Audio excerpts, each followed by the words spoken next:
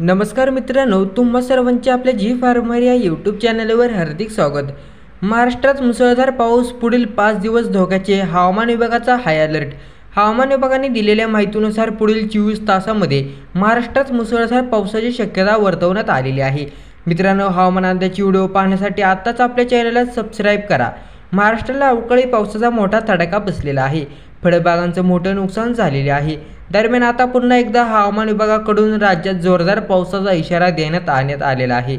हवामान विभागाने दिलेल्या माहितीनुसार पुढील 24 तासांमध्ये मध्य महाराष्ट्र, मराठवाडा आणि विदर्भात विजांच्या कडकडाटासह जोरदार पावसाची शक्यता आहे। या पावसामुळे शेतकऱ्यांना मोठा फटका बसू शकतो। दरम्यान दुसरीकडे कोकणात देखील पावसाचा इशारा देण्यात आलेला आहे। कोकणात काही भागात उष्ण व दमट हवामान राहील, तर काही भागांमध्ये विजांच्या कडकडाटासह पाऊस पडेल, असं हवामान विभागाने म्हटलेले आहे। नुसता पाऊसच पडणार नसून हवामान खात्याने वादळाचा देखील इशारा देण्यात आलेला आहे। या काळात वाऱ्याचा वेग ताशी 40 ते 50 किमी इतका असू शकतो।